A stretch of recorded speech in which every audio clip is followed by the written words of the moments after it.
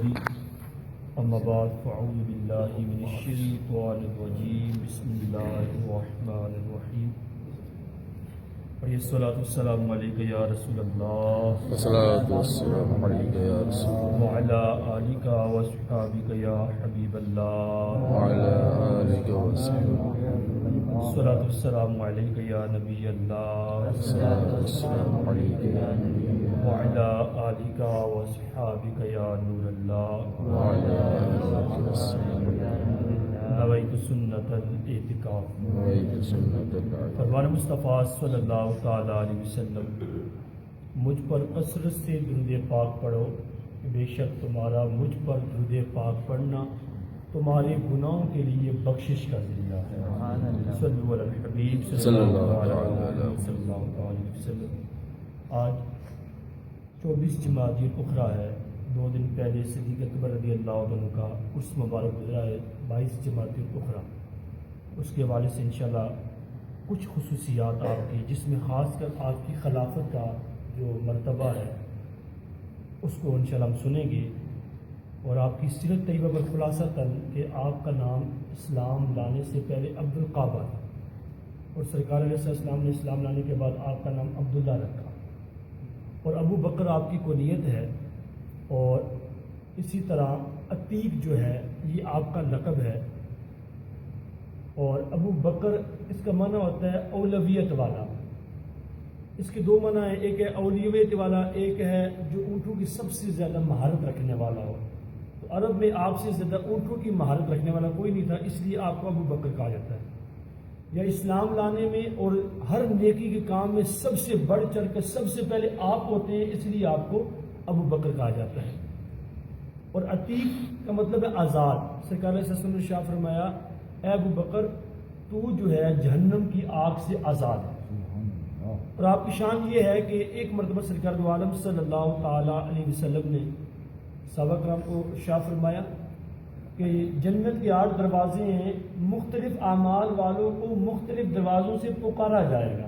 کسی کو نماز والے جو نماز کا عادی ہوگا، پابند ہوگا، اسے ایک دروازے سے پکارا جائے گا کہ نمازی اس دروازے سے داخل ہو جائیں، روزے دار اس دروازے سے داخل ہو جائیں، فلاں اس دروازے سے داخل ہو جائیں۔ تو صدیق اکبر رضی اللہ عنہ نے عرض کی، یا رسول اللہ کوئی ایسے بھی ہوں گے جنہیں 8 دروازوں سے پکارا جائے گا؟ تو شاہ فرمایا، ہاں صدیق ایسے بھی ہوں گے جنہیں 8 دروازوں سے پکارا جائے گا، ان میں سے تو بھی ہوگا، ان میں سے تو بھی ہوگا جنہیں 8 دروازوں سے پکارا جائے گا۔ آج آپ کی خلافت کے حوالے سے امامت کی 2 قسمیں ہوتی ہیں، امامت صغریٰ ہوتی ہے، ایک امامت کبریٰ۔ امامت صغریٰ یہ مصلی پہ کھڑے ہو کے نماز پڑھانا، امامت کبریٰ سرکار علیہ السلام کے بعد نیابت مطلقہ جو آپ کے خلیفہ بنے ہیں اسے کہتے ہیں امامت کبریٰ۔ تو دونوں چیزوں کا حقدار اللہ تبارک و تعالیٰ نے اپنے محبوب علیہ السلام کے یار جو ہیں، محبوب جو ہے صدیق اکبر کو عطا فرمائی، اور سرکار دو عالم صلی اللہ علیہ وسلم نے اپنی زندگی میں امامت صغریٰ کا مصلی عطا فرمایا، مصلی امامت عطا فرمایا۔ حدیث پاک میں ہے، بڑی پیاری حدیث پاک سنن ترمذی کی ہے، حضرت ام المؤمنین حضرت عائشہ صدیقہ رضی اللہ تعالیٰ عنہ فرماتی ہیں، اللہ کے محبوب دانہ غیوب صلی اللہ تعالی وسلم نے شاہ فرمایا، جس قوم میں ابو بکر صدیق ہوں وہاں کسی اور کو امامت کا حق ہی نہیں ہے۔ امامت کا حق اگر ابو بکر صدیق ہیں تو حق کس کو ہے امامت کا؟ ابو بکر صدیق رضی اللہ تعالیٰ عنہ پر۔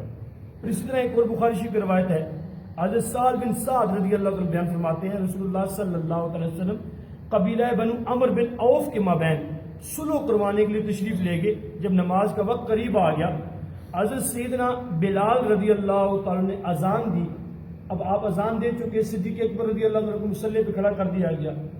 اب نماز پڑھانے کے لیے جو ہی آپ نے تکبیر کہی، تھوڑی دیر پر سرکار دو عالم صلی اللہ علیہ وسلم تشریف لے آئے، اور حضور اکرم صلی اللہ علیہ وسلم صف میں کھڑے ہو گئے۔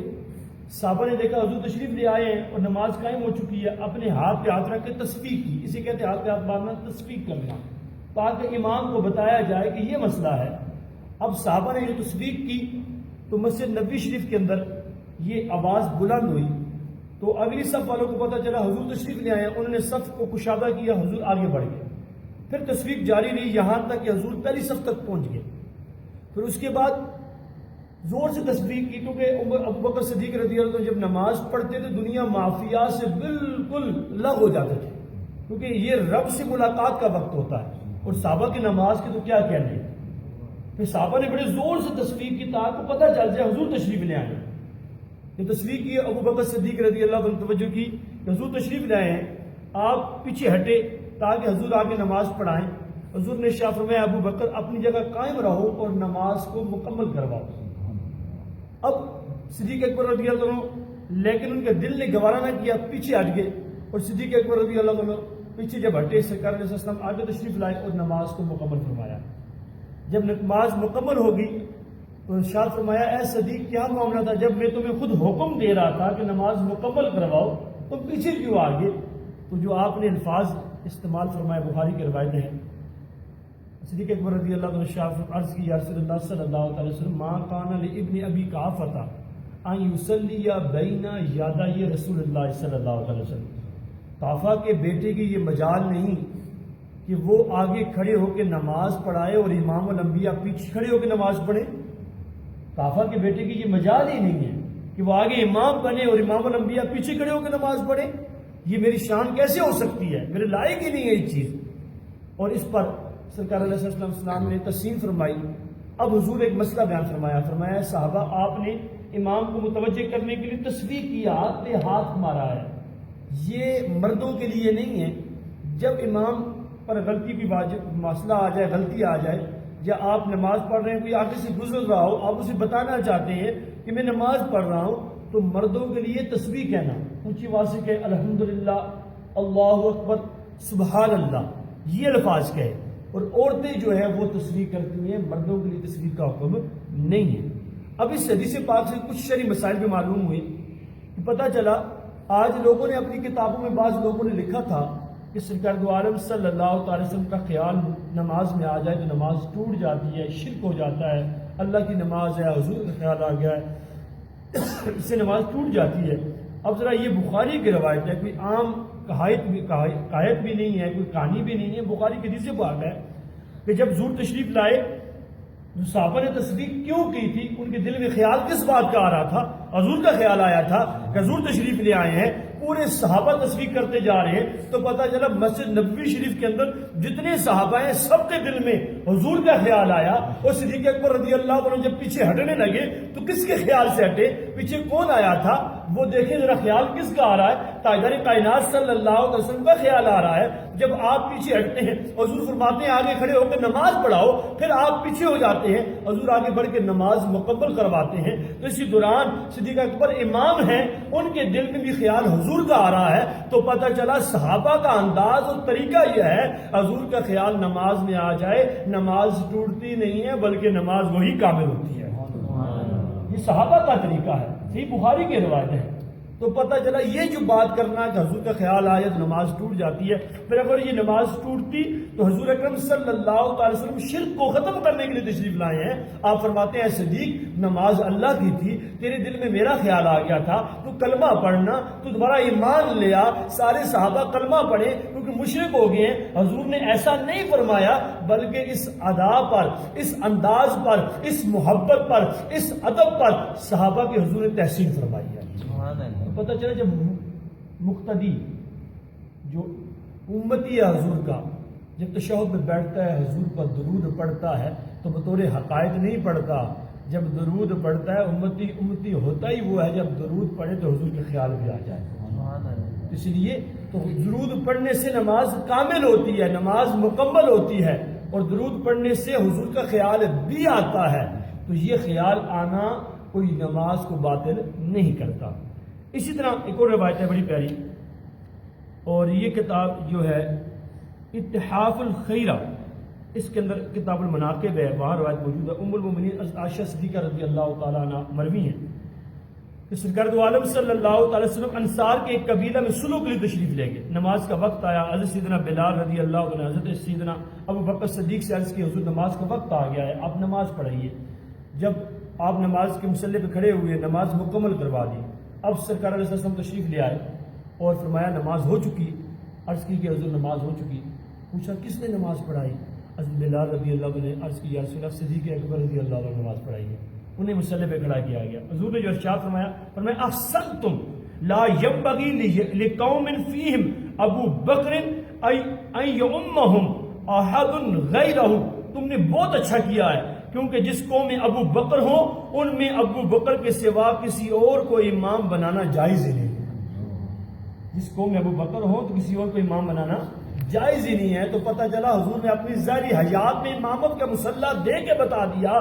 اگر دینی معاملے میں میں ابو بکر کو سب سے فائق مانتا ہوں، دینی معاملے میں سب سے افضل مانتا ہوں، دینی معاملے میں امامت کے مسئلہ ابو بکر کو دیتا ہوں، تو میرے بعد جھگڑا نہ کرنا، میرے بعد امامت کبریٰ کا حقدار ہے وہ بھی ابو بکر ہے. یہاں تک نہیں بلکہ اور احادیث مبارکہ میں ہے، صراحتاً حدیث مبارکہ بھی ہیں. سرکار دو عالم صلی اللہ تعالی علیہ وسلم نے صراحتاً آپ نے کیا کی ہے، حضور نے اجازت دی ہے. بلکہ سیرت انبیاء کے اندر یہ موجود ہے کہ سرکار دو عالم صلی اللہ علیہ وسلم کے ظاہری حیات کے اندر بھی ابو بکر صدیق نے سرکار کے مصلے پر کھڑے ہو کر 17 نمازیں پڑھائیں. 2 تجھ میں نے بھی ذکر کی ہے اور 3 وہ نمازیں حضور نے جب پیچھے آپ نے ابو بکر صدیق کے پیچھے نمازیں پڑھی، اور اس دوران 15 نمازیں 3 دن لگاتار امامت. جب حضور پر مرض الوفات کا جو زور زیادہ تھا، بیماری کا زور زیادہ تھا، تو 3 دن مسلسل صدیق اکبر رضی اللہ عنہ امامت کے مصلے پہ کھڑے ہو کے نمازیں پڑھاتے رہے. تو امامت کا مصلہ اپنی ظاہری حیات میں حضور نے صدیق اکبر کو دیا. یہ بتا دیا امامت صغریٰ کا حقدار بھی ہے، امامت کبریٰ کا حقدار بھی ہے. اور دوسری بات آگے اس کی صراحتاً احادیث مبارکہ بھی ہیں. اس میں کچھ باتیں عرض کرتا ضرور، یہ باتیں بہت سے آپس میں زد عام ہوتی ہیں. سرکار دو عالم صلی اللہ علیہ وسلم کا جنازہ کس نے پڑھایا، یہ لوگ اکثر گفتگو کرتے ہیں. اس کے بارے میں عرض کرتا چلوں. حدیث پاک میں ہے، اور یہ حدیث پاک احیاء العلوم کے اندر امام محمد بن محمد غزالی رحمۃ اللہ تعالی نقل کی ہے. امیر المومنین حضرت سیدنا ابو بکر صدیق رضی اللہ عنہ حضور کی بارگاہ میں حاضر خدمت ہوئے، اور آپ صلی اللہ تعالی وسلم نے ارشاد فرمایا اے ابو بکر سوال کرو. حضرت سیدنا ابو بکر صدیق رضی اللہ عنہ نے پوچھا یا رسول اللہ صلی اللہ علیہ وسلم کیا موت کا وقت قریب آ گیا ہے؟ ارشاد فرمایا موت کا وقت قریب آ گیا اور بہت قریب آ گیا ہے. عرض کی یا رسول اللہ صلی اللہ علیہ وسلم آپ صلی اللہ علیہ وسلم کو مبارک ہو جو اللہ نے آپ صلی اللہ تعالی وسلم کے لیے تیار کر رکھا ہے، کاش میں جانتا کہ آپ کہاں جا رہے ہیں. تو آپ صلی اللہ تعالی علیہ وسلم نے ارشاد فرمایا اللہ تعالیٰ کی طرف، پھر سدرۃ المنتہا کی طرف، پھر جنت الماوا کی طرف، پھر عرش معلیٰ اور رفیق اعلیٰ کی طرف، پھر خوشگوار زندگی سے ملنے والے حصے کی طرف. آپ رضی اللہ تعالیٰ نے عرض کی یا رسول اللہ آپ صلی اللہ علیہ وسلم کو غسل کون دے گا؟ ارشاد فرمایا میرے گھر کے مردوں میں سب سے قریب تر. عرض کی آپ صلی اللہ علیہ وسلم کو کن کپڑوں میں کفن دیں؟ فرمایا میرے انہی کپڑوں میں اور یمنی چادر، انہی کپڑوں میں اور یمنی چادر اور مصری سفید کپڑوں میں. آپ رضی اللہ عنہ نے عرض کی آپ صلی اللہ تعالی وسلم پر نماز کا طریقہ کیا ہوگا؟ نماز جنازہ جو پڑھیں گے طریقہ کیا ہوگا؟ نماز پڑھیں گے طریقہ کیا ہوگا؟ تو پھر آپ رضی اللہ عنہ رونے لگے اور ہم بھی رو دیے. تو آپ صلی اللہ تعالی وسلم نے ارشاد فرمایا بس کرو، اللہ تمہاری مغفرت فرمائے اور تمہیں اپنے نبی صلی اللہ تعالی علیہ وسلم کی طرف سے اچھا بدلہ عطا فرمائے. جب تم مجھے غسل و کفن دے چکو تو مجھے میرے اسی حجرہ میں چرپائی پر رکھ دینا اور چرپائی قبر کے کنارے رکھ کر کچھ دیر کے لیے باہر چلے جانا. سب سے پہلے مجھ پر میرا رب رحمت بھیجے گا. خود ارشاد فرمایا والذی یصلی علیکم وملائکہ، ترجمہ وہی ہے جو درود بھیجتا ہے تم پر اور اس کے فرشتے. پھر اللہ تعالیٰ فرشتوں کو مجھ پر دعائے رحمت کی اجازت دے گا. تمام مخلوق میں سب سے پہلے حضرت جبرائیل علیہ السلام مجھ پر نماز پڑھیں گے یعنی دعائے رحمت کریں گے. پھر حضرت میکائیل علیہ السلام، پھر حضرت اسرافیل علیہ السلام دعائے رحمت کریں گے. پھر حضرت اسرائیل علیہ السلام ملائکہ کے بڑے بڑے لشکروں کے ساتھ آئیں گے. پھر تم مجھ پر گروہ در گروہ آنا اور خوب سلام پیش کرنا اور چیخو پکار اور رونے دھونے سے مجھے اذیت نہ پہنچانا.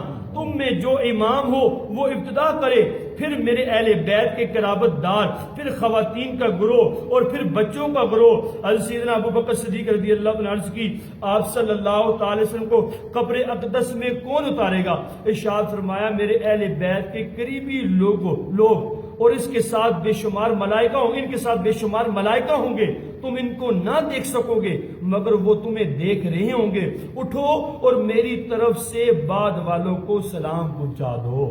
تو پتہ چلا اس حدیث مبارکہ سے اور بھی حدیث ہیں کہ سرکار علیہ السلام کا جنازہ نہیں پڑھا گیا بلکہ آپ کی چرپائی مبارک کے قریب آ کر سب کیا کرتے تھے؟ خوب درود و سلام پڑھتے تھے۔ یہی کیفیت آپ کے دعا کی تھی، دعائے رحمت کرتے تھے، درود پڑھتے تھے، ملائکہ آتے تھے وہ بھی دعائے رحمت کرتے تھے، گروہ در گروہ آتے، صحابہ نے بھی ایسا ہی کیا، آپ کے قرابت داروں نے بھی ایسا ہی کیا۔ آپ پر جس طرح عام مسلمان پر جنازہ پڑھا جاتا ہے اس طرح جنازہ آپ کا نہیں پڑھا گیا بلکہ آپ پر درود و سلام کے گجرے پیش کیے گئے۔ اب یہ تو بات ہوگی، آخری بات عرض کرتا چلوں، امامت کبریٰ کے حوالے سے صراحت احادیث مبارکہ بھی ہیں، بڑی پیاری حدیث پاک ہے۔ احادیث فضائل شیخین کے اندر امام ترمذی، امام حاکم نے حضرت سیدنا حذیفہ بن یمان سے روایت نقل کی ہے، فرماتے ہیں کہ رسول اللہ صلی اللہ تعالی علیہ وسلم نے ارشاد فرمایا میرے بعد ابو بکر عمر کی پیروی کرنا، میرے بعد ابو بکر عمر کی پیروی کرنا۔ یہ بات آپ کی صریح ہے کہ میرے بعد بالترتیب خلافت ایسے ہی ہوگی، پہلے ابو بکر ہوں گے پھر عمر ہوں گے۔ اس کے بعد ایک اور حدیث پاک تاریخ الخلفاء کے اندر ہے، حضرت سیدنا ابو سعید خدری راوی ہیں، رسول اللہ صلی اللہ تعالی علیہ وسلم نے ارشاد فرمایا لا یبغین فی المسجد باب الا سد الا باب ابی بکر، فرمایا مسجد میں ابو بکر کے دروازے کے علاوہ سارے دروازے بند کر دینا، صرف ابو بکر کا دروازہ کھلا رکھنا، وہ امامت کے لیے آیا کریں گے۔ اگر اسی طرح آپ علیہ السلام نے صدیق اکبر رضی اللہ عنہ کو اعتماد فرمایا، اور یہاں تک کہ حضرت مولا کائنات کرم اللہ وجہ الکریم نے خود سوال کیا، عرض کی یا رسول اللہ، نبی کریم نے رؤوف الرحیم صلی اللہ تعالی وسلم سے عرض کی یا رسول اللہ صلی اللہ تعالی وسلم ہم آپ صلی اللہ تعالی وسلم کے بعد کس کو امیر بنائیں؟ یہ سوال صریح آ گیا تھا، مشکاۃ شریف کے اندر یہ روایت موجود ہے، آپ کے بعد خلیفہ کس کو بنائیں، آپ کے بعد کس کو امیر بنائیں؟ حضور نے بالترتیب نام لیے، یہ مشکاۃ کی روایت ہے۔